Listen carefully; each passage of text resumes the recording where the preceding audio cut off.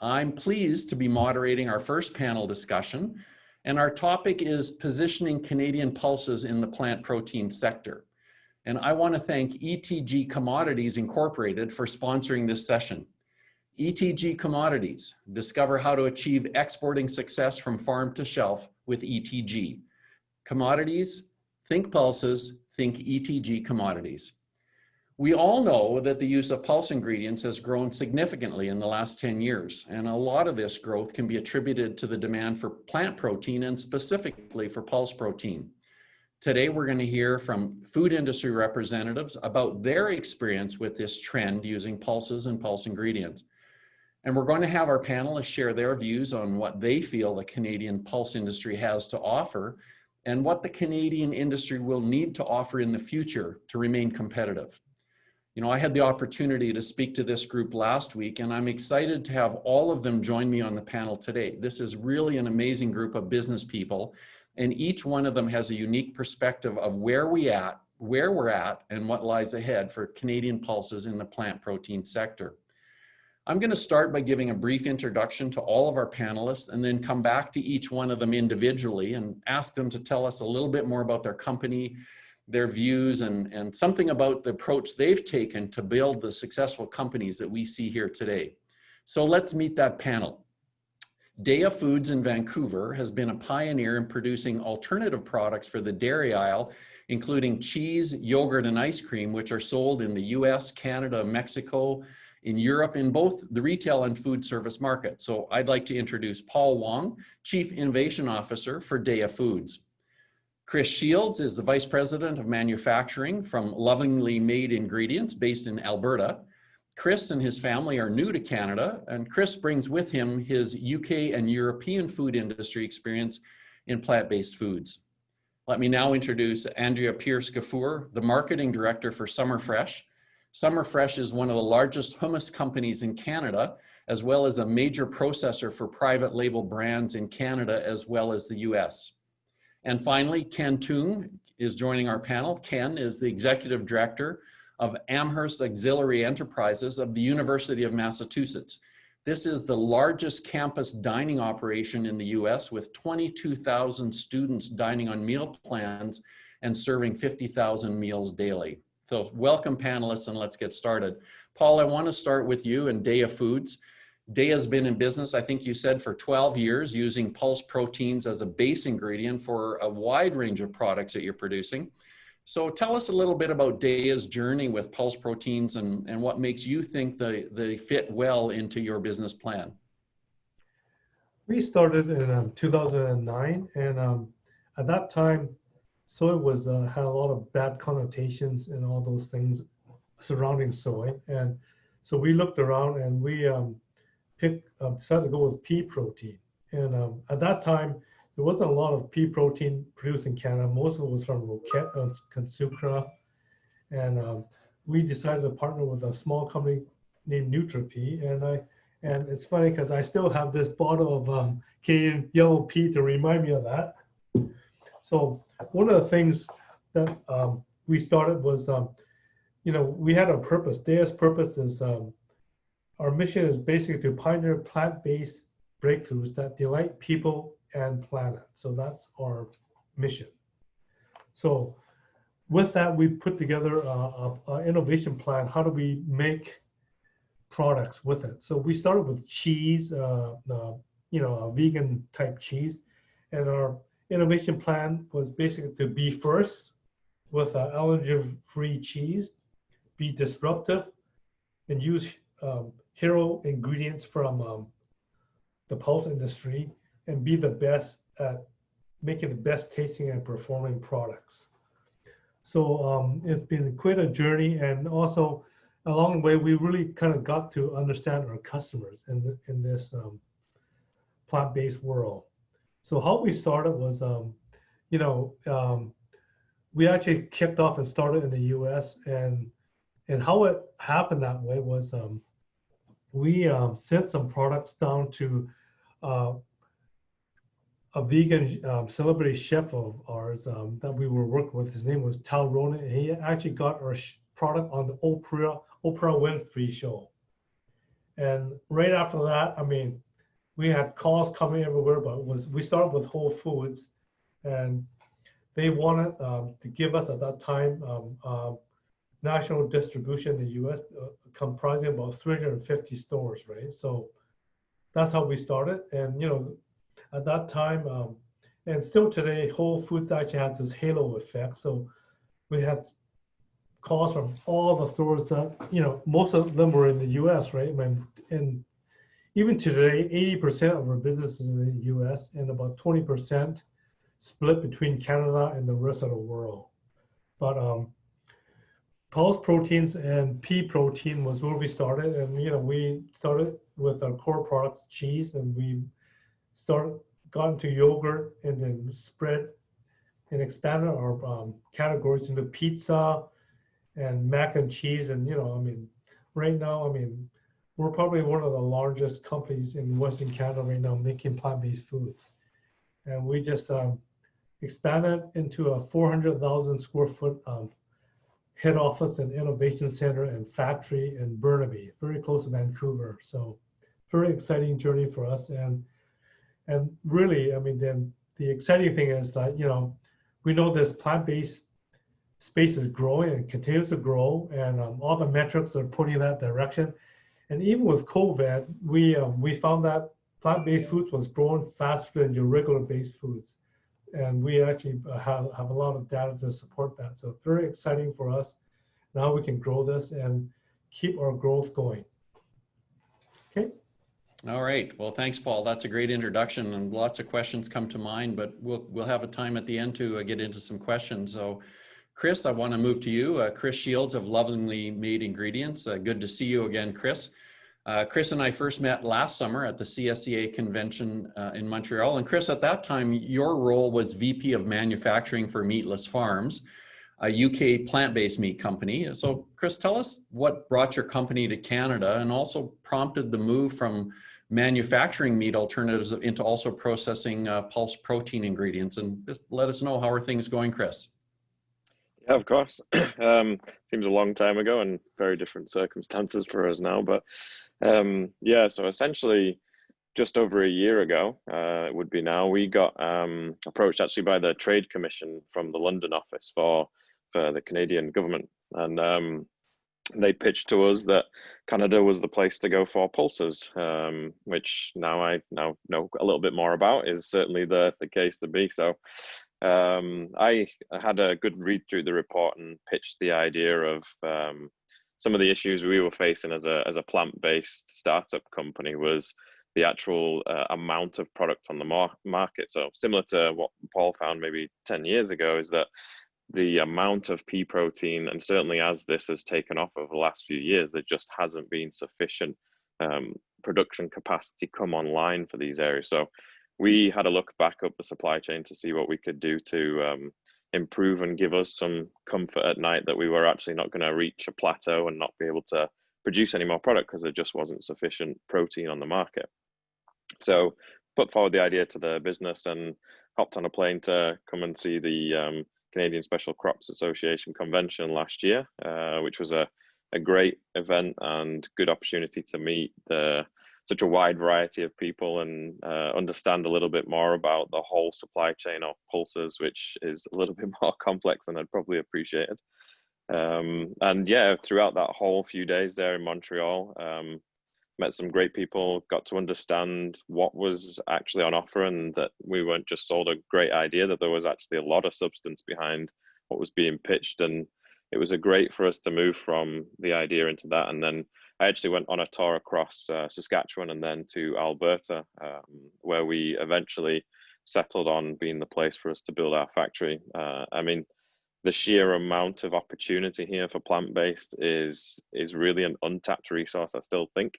There's huge amounts of growth throughout the world, but I think everybody here would agree that the pulses in Canada have got a good benchmark of quality and consistency, and good standards of production as well. So we were really coming to the heart of innovation on pulses and where the growth we think is really possible to do. I think 3 million metric tons roughly, and I'm sure someone can definitely correct me on that, last year for Alberta alone. So we really wanted to put ourselves right at the heart of pulse production, so we could be having these conversations, networking with companies like DARE and research institutes, and really getting to understand what the universities are doing, what the farmers are doing, connect with them and understand their challenges as well as what our challenges are. And if we can connect where the industry is as a plant-based sector and where the farmers need to be and want to grow, working together, we can make sure that we create a sustainable future for both parties, which ultimately delivers on our vision of a sustainable future. So that's kind of the big push of where we were headed, and everything was here that we needed. Well, that's great, and I'm glad that the transition has gone as smoothly as you can. Certainly, I'm sure nobody's business scenario planning would have included COVID. So we'll come back to some of that a little bit later in the question and answer. So we're going to continue to move from Vancouver, Calgary, and now out to just north of Toronto. Andrea Pierce-Gafour, I think that hummus has become the go-to dip for veggies and crackers and as a spread on hamburgers and endless uses. I'd be really interested. I think your company has been in business for something like 30 years. So tell us a little bit about Summer Fresh and how you're using pulses and how you see this consumer interest in plant protein. So from your perspective, what's driving us forward? Perfect, thank you. Well, yeah, Summer Fresh is a Canadian company. We're privately owned by Susan for almost 30 years. So we're coming up on that. And the interesting thing about our story is that Susan really introduced hummus to the Canadian market in the early 90s when people didn't know what that was. They were like a spread made out of chickpeas. That was not on the agenda in the 90s. So really Summer Fresh has helped to grow that category to what it is now. And consumers just literally can't get enough of hummus, especially in Canada. It just continues to grow and to grow and to grow. So we produce hummus. I have just some samples. We produce hummus, we produce dips. A lot of people say, we don't recognize the name Summer Fresh. And then I say, you know, with the green lid, and they'll say, oh, I've got that in my fridge. And most recently, we're really getting into salads. And so the thing for us is, because we're dealing directly with consumers, is I spend a lot of time researching what the trends are, the consumer trends, what the shifts are, and people have really been moving towards more plant-based eating. But the one thing that they don't always understand is what are pulses and how do I eat them and how do I cook them. So hummus is just so easy. That's something that we spend a lot of time with our consumers trying to educate them. So if you go onto our Facebook or our Instagram, you see that we're constantly talking to consumers. We're giving them, I've got some beautiful photography behind me, just lots of different ideas. We talk about hummus all day. That's a big campaign that we have, but we're trying to get consumers just to driving more usage occasions. So we're focusing on areas like breakfast and lunch and snacking and bringing that into dinner time. And so we've got lots of ideas for how hummus can be a really important part, and how as consumers are looking to eat more plant-based, but they don't always understand what that means or how they can do it in their everyday life, just really easy ways. And we kind of use hummus as a bit of a gateway to get them. And then we're continuing to innovate and launch new products using pulses to really help them to drive that. So, yeah. Well, that's great, Andrea. Fascinating, and obviously on the right track if for nearly 30 years you've continued to grow the business. So we'll come back with a couple of questions, but I want to bring Ken Tung in. You know, Ken, food service is seen as a significant opportunity for plant-based protein products, and Ken, you better than me certainly knows the challenge of making pulses an everyday food. So Andrew's talked about making hummus all-day food. Well, how do we look at pulses as an everyday food? So Ken, give us a bit of perspective on your company, and because you're based in the US, I'd be interested in your views on how big that demand is from Generation Z customers for plant-based and plant-forward menu options. And how are you working to put the demand for pulses every day on your menu? So Ken, I'm going to turn it over to you here. Thank you. Hi, everyone, and great to be here and then able to tell a little story about what we have done at UMass and the Gen Z. We love them. The largest generation in the world, and about 30% of the population in the US. The thing I like with Gen Z, middle Gen Z between 18 and 24, that they are adventurous and they are quality driven. They also buy, we call it healthy, sustainable, delicious. And what we have done is we track the last 10 years, look at the student dining behavior. We know that, the vegetarian, vegans, and also with vegetarians, it's about 15% to 20% combined. We noticed there's a big growth, for example, in 2009, on the menu items, only about, we feature about 40 menu items are more related to plant proteins.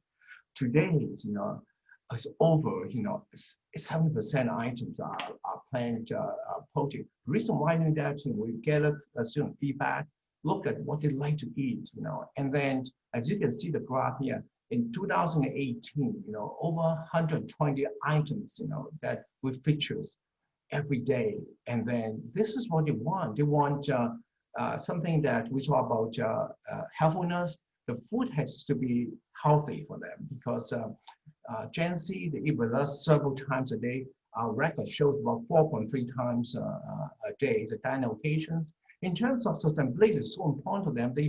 25% of research indicate that the purchase, the dining behavior based on sustainability.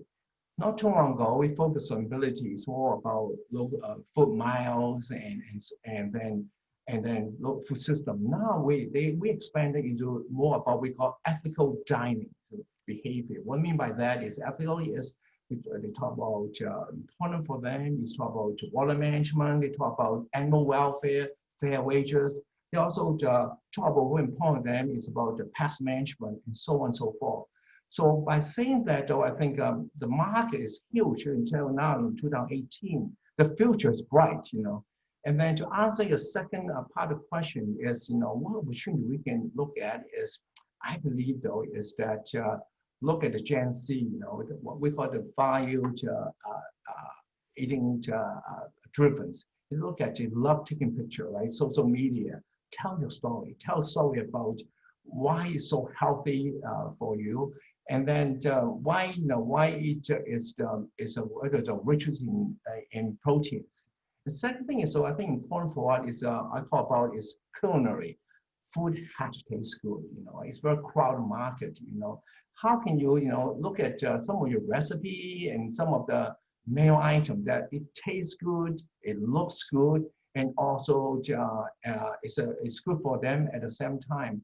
And then I think lastly, I think we can look at is continue to tell story. Tell story about from the growers. We like to hear more growers. We want to hear everyone to talk about how we can work together to serve even more plant-based proteins.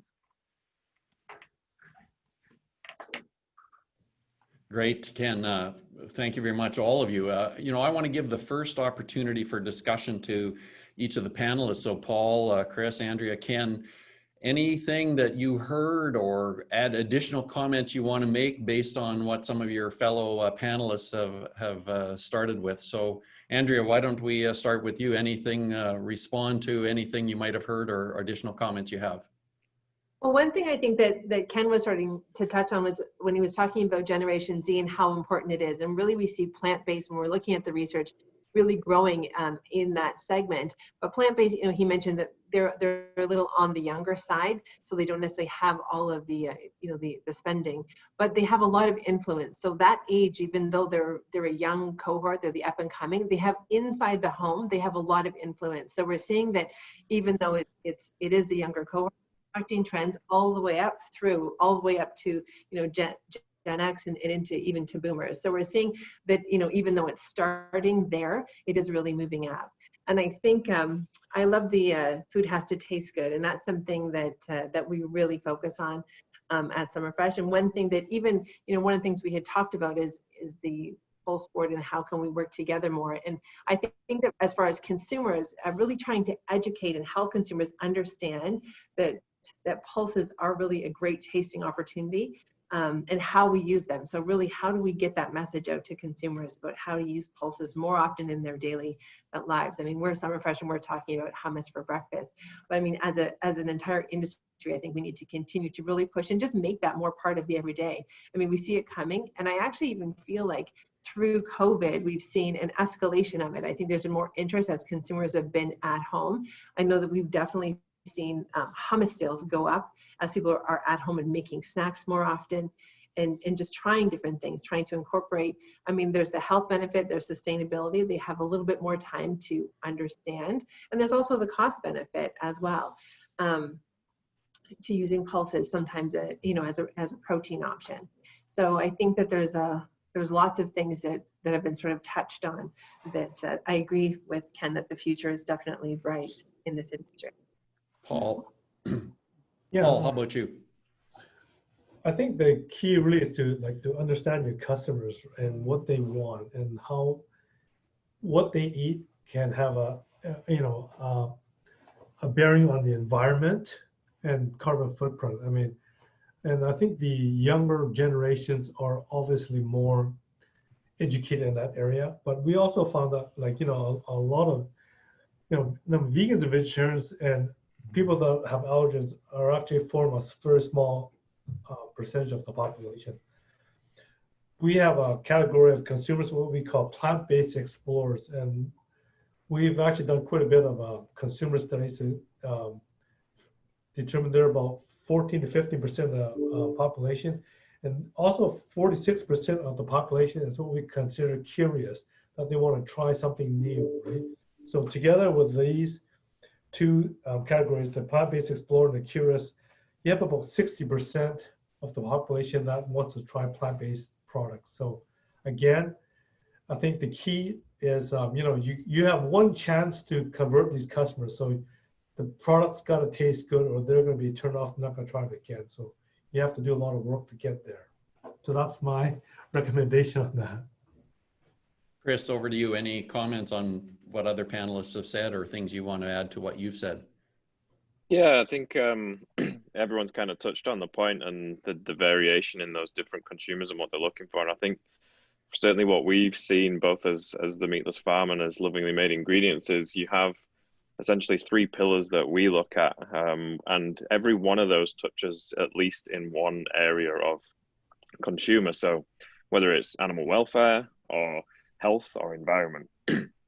So provided you hit that taste marker first and people pick up the product for one, from a visual point of view, it's got to look good, and then it tastes good, and then you start to hit on any one of those points, then it starts to become something that really resonates deeply and becomes back to what Ken said on that ethical dining. So if you can hit one of those beliefs, and pretty much everybody will have at least the health belief that they want to eat healthier, and then the environmental piece, and then actually animal welfare probably being the lowest one, but is actually starting to see a rise from what we've seen as a choice for people to make. So there's always something in one of those categories, provided you hit that taste and pick up first. Ken, bring you back into the discussion. Any comments based on what some of your panelists have said? I thought two things we look at too is now with the pandemic, right? We do lots of grab and go items. And then I think there's more opportunities, for some hand food. And also, I think about the self-health strategy, right? Because if we advertising vegan, vegetarian, our customers stay away from it. And I would propose, plant-based is good, but I stay away from some negative terminology. And same thing, I agree what Andrew said is social media. Let's talk about making fun. I think the Gen Z love to it. They call student experience, dining experience, customer experience. The more we can provide that experience for each dining location, in conjunction with healthy eating, support the social values and healthfulness, I think we're winning here. I think the more we can collaborate, tell the story from the supply chain to the operators, I think this is the future is unlimited. I want to come back to a point that both Chris and Andrea made, and it was about the environmental sustainability. And I know we probably have to differentiate between business to business requirements and business to consumer. Let's start maybe with that business to business. Andrea, you brought it up first, I think, so I'm going to go to you and say, where does sustainability fit in this path forward? Do you see it changing over the next years ahead? And just give us some sense of its importance and the kinds of evolution that you may foresee in looking at it. And then Chris, we're going to come to you on the same question. I mean, from a sustainability perspective, I think every year I do a big trends presentation every year to all of our grocery partners, and we talk about a lot of different parts of sustainability. And we've been looking at this for sort of over the years. I've been doing it for about 5 different years and really looking at sustainability. And we do see a big shift. We definitely see more and more people getting much more interested, and it's starting to come on too. So for me, for B2B, we're selling to a lot of the big grocery chains, and so for them, it's starting to really come on to now into their mantra. So what they really want to know is the packaging sustainability. That's kind of where they're starting, but then there's also the products. And so for us, one of the things that, in our B2B, we really talk about is the fact that we only use Canadian chickpeas, and that's really important to Summerfresh. And in our competitive set, we're the only one who only uses Canadian chickpeas. And from a B2B, we're starting to have that message really resonate. So with, we have a lot of, we have Loblaws and Metro, we have Sobeys, a lot of big Canadian manufacturers who they're talking about being Canadian, and so it's that sustainability message of how we're using Canadian chickpeas, how it's more than 100 miles, but that idea of sourcing locally and bringing that in, and what that means to the supply chain and from an environmental perspective. Chris, you also mentioned sustainability. Give me your perspective from your product, your sourcing, and where we're at in your company's requirements and where you may see things going to. Yeah, I mean, I think probably for the first year or two with certainly the meat analogs plant-based, it was enough to be a lower impact than beef, and there's a lot of debate around elements of supply chains, and now the challenge is becoming who is the better one in that. So you can't hide behind the fact that the lower water use and just those environmental standpoints from the first point, that was the first hurdle. Now we need to move to the next stage of how do we make this better and better and better. So we're constantly challenged by consumers and our customers in retail stores. And that's really also one of the points of why we decided to go into our own protein production to support what we already buy in, is that how do we reduce those food miles? I mean, a huge amount of pulse production in Canada goes for export and then is processed and comes back. So how do we shorten that supply chain to get to the consumer sooner?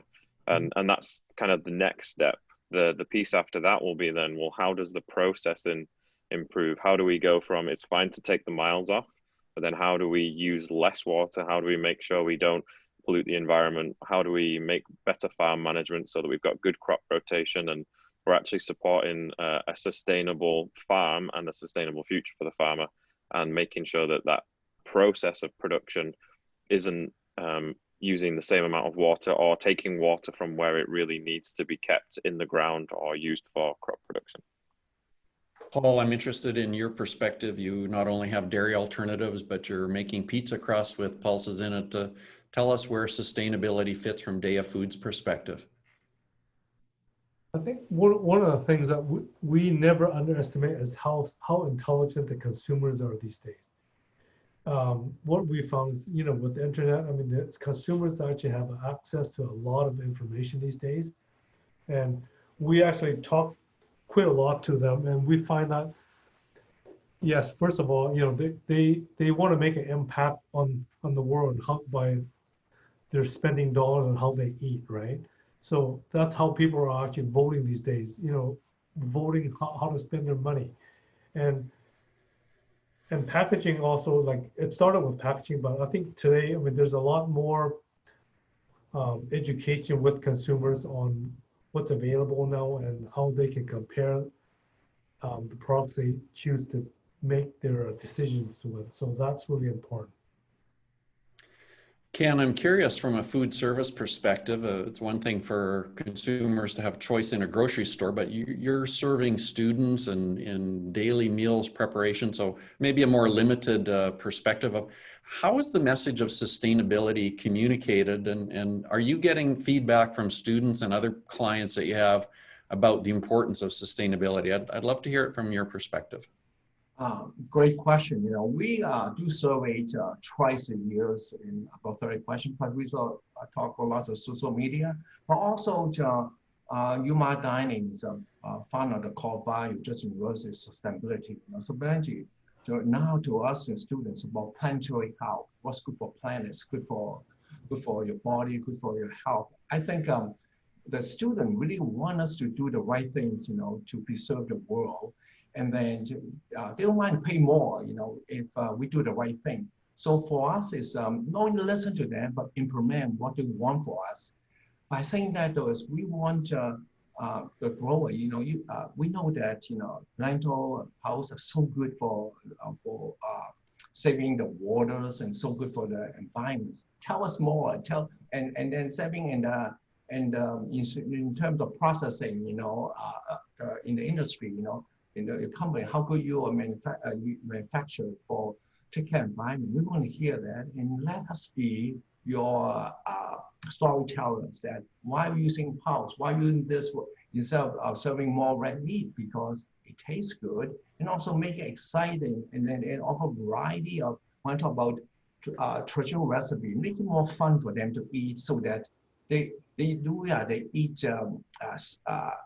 pulse item but nothing recognize it at the same time. So yeah, sovereignty is definitely more and more important. I think that ethical and social value is trump, even more than, we use a lot of local food system, but we only use so many of them and a year. So the more you can tell us which is what feed the students social time preference, the more we can easily to market your stuff. In the meantime, as I said before, has to be delicious. Otherwise, taste it, they will not come back, Yeah. Yeah, Paul, I think you introduced a tremendously interesting concept of, sort of social value. Often the traditional association with value is economic and what it costs. But now you're suggesting and telling us that social issues like environmental sustainability become important. And so we're going to have a way to value things in these non-economic terms. And I think it raises a lot of questions about how we do that and develop currency that is recognized and understood. And perhaps that's a conversation for another time. Chris, I want to thank you for making a call out to Government of Canada and complimenting them on the service that provided, because you maybe did something that I should have done as well. Of course, Government of Canada has been a partner with our organizations, both the CSEA and Pulse Canada, for many years. We partner with them on an annual basis, receiving financial contribution to help us do our job. So thank you, Government of Canada. But I'm going to pose a question now. I want to hear some thoughts from all of you about what kinds of things you feel governments could be doing to help build this sector of not just plant-based, but specifically pulse-based proteins and pulse-based foods. So governments, but I'm also interested in what you see as being needed from the industry. So when I say industry, I'm going to say farm level production, the Canadian processors and the Canadian marketers of product that would enter your supply chain. So Chris, I'm going to start with you because you had certainly something you saw Government of Canada doing. So whether it's Government of Canada or farm or processor, what do you think we need to be doing to ensure that we remain competitive, that we continue to be near, if not at the front of the pack in competitiveness going forward? Yeah, the Government of Canada was really a great stepping point for us in that attraction, that initial attraction, and then the connection. They put us to the Canadian Special Crops Association, and also to here in Alberta, the Plant Protein Alliance. So having that connection was a really great way for us to be able to just get the network. The network has been fantastic and a really good piece. Probably the difficulty we've had in the last few months has been all driven by mostly COVID and the changes and things, but I think funding in this area would really help to accelerate the requirements that even government is now starting to set these guidelines of reduced emissions and the future of plant-based, and they kind of touch lightly on it, but haven't quite committed fully yet to those areas. So it'd be great to see some bigger funding, and there has been a couple over in Eastern Canada or end of the prairies that's really started to come through, which has been great, but it's only the first level of production. There's still, like you say, you've got the farmer level, and I think in ag there's been a great amount of investment, and certainly here in Alberta we're seeing good diversification in that, which is fantastic because ultimately it trickles through the whole supply chain. but there's a pace to this industry that's picking up very, very quickly. And I know that certainly Canada wants to be the forefront and the #1 place for plant protein, but the movement of it isn't probably keeping quite pace with industry. So I could come here and build 7 machines and still probably get through capacity for the pipeline we're looking at. And it's getting through that hurdles to get forward that's been a struggle for us, but it makes it more possible with a bit more support from those provincial and federal government levels. Paul, let's go to you and then to Andrea, but Paul, both the same question, what role can government play? What role can the farm level and the processing level with pulses play to help you to continue to grow your business? One of the things we look at is, you know, we're, especially the last couple of years, is how do we partner with processors to get the proper ingredients that perform for our products, right? So we're actually, you know, working with processors and trying to partner with them and kind of define the ingredients that we need. And, you know, I mean, we're even at the point where we're thinking of investing in those areas to, you know, because it's just, once you have a really good ingredient, I mean, there's, what happens is, like in pea protein, it became a shortage, right? So when you get in early and you work with a processor, you get the opportunity to actually co-invest with them. So we're sort of thinking about that as part of our strategy right now. How do we vertically integrate with them and, you know, develop those markets together?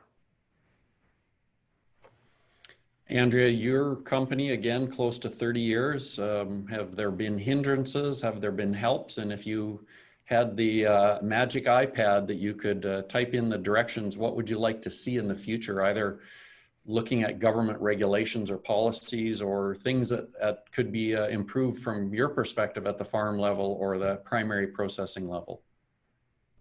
So it's a little bit harder for me to comment sort of at the farm level, but what I am trying to do is from a consumer perspective, maybe connect to those farms. And so if you think about from a government perspective, the big marketing boards really help to develop industries. If you think about the milk marketing board or the dairy board or the beef board, and kind of the power and the influence that they have with consumers, that level of support kind of coming on as we're a developing industry, really helping to drive that consumer message through and to help to connect Canadian consumers to those farmers and to what that story looks like and to why it's so important. Because, you know, we touched a little bit about the healthy people, healthy planet, and I know that's a, you know, Pulse Canada sort of initiative that they talk about, but really that's a really powerful message, and that's something that we really start to connect to. And talked a little bit around about language and about making it interesting and kind of what that looks like. And so using words like plant powered to kind of get around, because plant powered is really strong words, but it sounds, it denotes strength, it donates kind of an opportunity there. So I think that there's a lot of things the government could kind of step in and help us to really promote this at the same time without, because all the industry is important. The beef industry is important, the dairy industry is important, but how, like, helping us to find that balance, to find our place as we continue to grow Pulse in Canada, and having that of supporting all industries. Ken, I know you touched on some of this already, the importance of storytelling and to tell more of the story. But I'm going to come back to you and say, are there other things that you would see that are limiting your ability in that food service sector in the US? And I realize the regulations will be country specific, but I'm very curious to see whether you see a role from a US government perspective in helping this path forward for plant-based foods, or whether you're sourcing from Canadian or US farmers, you know, what kinds of things, again, you've talked about storytelling, but what other things might be on your wish list? I would love to see some funding, you know, from either Canadian, US government to create a cooking database, a big one, and teach, you know, and motivate the new way, the modern ways, you know, the global way of cooking Pulse, because we got recipe, right? They need to be reinvent, make it more exciting. And I think one a good way to educate our consumers, video, short video, you know, maybe 2 to 3 minutes, sometimes 15 seconds, and get them excited, you know, about about your, I notice our students that they need Gen Z, even millennial, they do not know how to cook, and then I think by show them, how different ways, easy ways, simple way, how ways to cook house, and then they will become your customer for tomorrow, and then that's what we try to push our Gen Z is how, we do lots of videos during pandemic time, share, create some of the favorite recipe, and every time we show, we're over 1,000 views, and let's work together, create some new ways of using the pulse, from chickpeas to dip to hummus to dares, different type of products. I think the storytelling should be non-stop, and then also maybe get a festival going on. That we have a wine festival. Why can't we do a festival celebrating plant-based items? And I think that's a student, customer interest for that because. They are the ones, will be the kid that focus on what's good for the tummies, also what's good for the planet. Ken, that's really interesting that you as a food service provider are encouraging people to cook at home. And so you're saying there's a connection between how you offer a product, but building that familiarity is also linked to behaviors at home. That to me is very interesting way to look at it. And maybe, Andrea, is this also important with you? I mean, you want them to buy the products that you're offering, but does it connect to behaviors at home outside of what you're serving? Absolutely, because it all connects back together to creating kind of that healthy person. I think that last year the government, they came out with the new Canada's Food Guide in January of last year, and I think that was I know a lot of people didn't love it, but it was very powerful and it was really important. And it really did lean into more that sustainability message and why it is so important to have more pulses on your plate and really benefit that. So that is something that the government did. And then I feel like they put it out and they kind of launched it, and then they stepped back a little bit because I think that there was a little bit of pushback. But there was so much research that went into that document and creating what that diet looked like. And it wasn't just about kind of, it was very holistic. It was about, the health of the person, the health of the economy and the planet. And so it really took a lot of those factors into play. And I think we need to kind of go back at that a little bit and help them. And sometimes the word pulse, even people don't always even know what a pulse is. So calling them what they are, if it's a chickpea, if it's a lentil, if it's a black bean, black bean burger. If I'm eating black bean burgers when I'm out at Ken's restaurant, then I'm much more comfortable buying those and eating those at home or getting a dip when I'm in the grocery store. I mean, there's so many things. I think when we use the word pulse a lot, when we're talking to consumers, you kind of lose them. You get a little bit of a glazed look. They don't always know what that is, but they know what a chickpea is, or they know what a black bean is, and everyone loves a lentil soup. So it's really talking about those, what they are and what the benefit is, and kind of going back to those big things like the Canada's Food Guide and how do we incorporate that in, and just using language that connects with consumers to really drive that home. Chris, I have a question for you, having come from the UK and at one point, I guess UK and European Union regulations being closely linked, perhaps moving slightly apart now, but in areas like environmental sustainability and in nutrition, one of the challenges is that when we take national approaches as a country of Canada, where we're sending product to more than 100 countries around the world, we're going to be ending up working with food manufacturers who all have a different regulatory approach. That's a challenge for us to grapple with. Chris, my question to you is really compare and contrast what you're seeing in the UK now to what you're seeing in Canada from that food and environmental sustainability perspective. Is it different, or are we really on the same track, just in different geographies? I think it kind of ebbs and flows between the two, I think, from what I've seen, and certainly across Canada, there's difference in opinions from the provinces too. I mean, the UK, certainly from a consumer perspective, are really pushing on environmental, and I think close to 30% of all launches last year in retail were actually plant-based products, which is huge from what we were even 2 years ago. From a regulation point of view, It's still a little bit out in the wind, I've seen. Certainly in the meat analog category we're in, people don't quite know where to place us for a start. So that can come with challenges, and there's been plenty of debates in the European Union on even naming conventions of products. But I think when you get back to the ingredient of the pulses, I think really the only thing that I would see changing and is changing is that stricter standards on pesticide use and farming practices will come. If not from government, it'll come from consumer first. So there's kind of a two-pronged approach of, I think regulation will follow last, but I think consumer will follow first. And just those demands from us, from a customer, are asking for a slightly more ethical standard of production, or even just considering and having that transparency on the supply chain. So it will likely come slower here in North America than Europe. But it depends on particular aspects. I think it's quite difficult. Ken, I'm very curious to ask you a question about impact of COVID on food service and demand. I'm sure you have had to put your foot on the clutch more than possibly anyone else, because I imagine a number of the campuses are closed or certainly have reduced student population. So, you know, how has that impacted you, and how does it impact your plans for Pulse Inclusion going forward? Is there some things that still fly ahead, or does it really relate back to how many students you have on campus to be serving? Great question. I think our missions continue to provide student experience. It's not going to change, you know.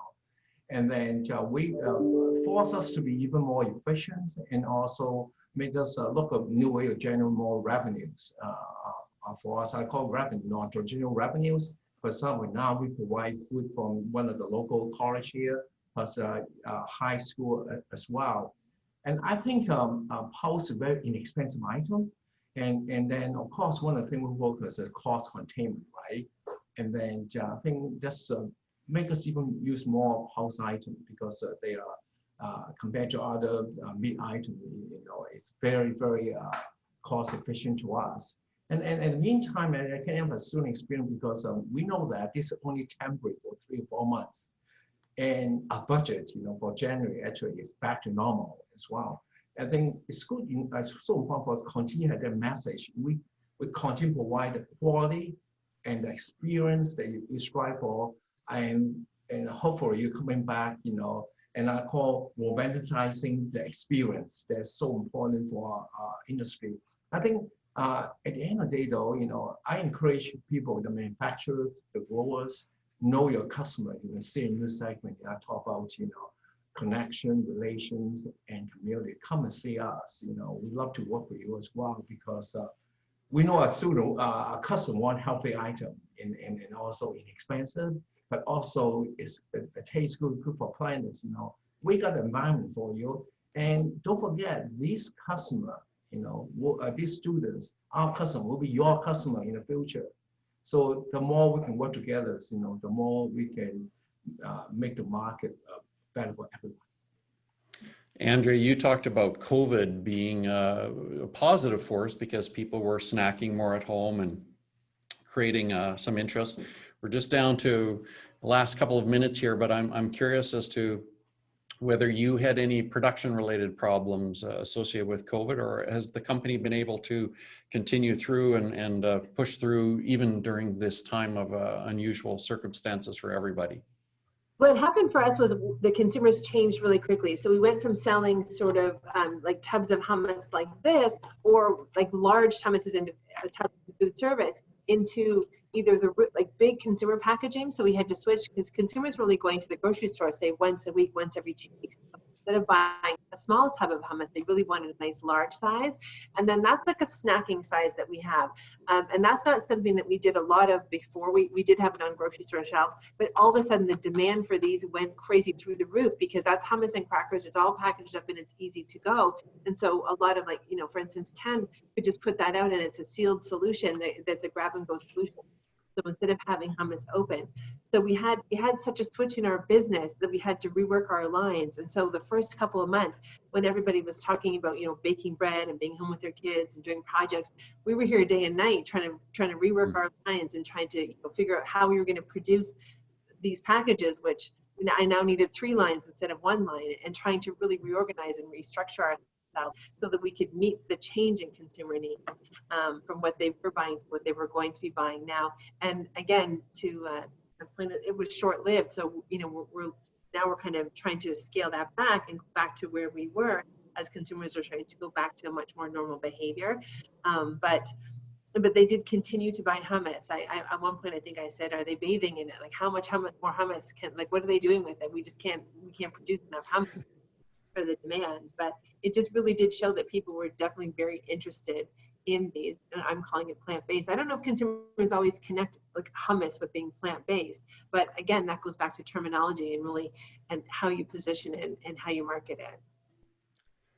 Well, we've used up all our time, and I want to thank each and every one of you. I think you've given us all some tremendous insight, and you've raised a lot of questions that need a little further thought and discussion on our side as to how we can continue to serve your interests to allow your companies to grow, which is going to be good for the whole value chain. And importantly, I think, you know, we're playing a role in addressing socially important issues like proper nutrition, affordable nutrition, environmentally sustainable food systems, the partnership that pulses have with a whole range of other foods, and how we can move forward, and the role working along the value chain and also with government. So I want to thank each of you again, Paul, Chris, Andrea, Ken. It's been a great discussion. And of course, I want to thank ETG Commodities for sponsoring this session. And for all the people who are watching, we're going to take a 5-minute break. And we don't really want you to go too far away, because when we come back, we're going to start our market outlook sessions. So again, just thanks to all the panelists, and we're going to be back in 5 minutes. So we hope to have you join us then.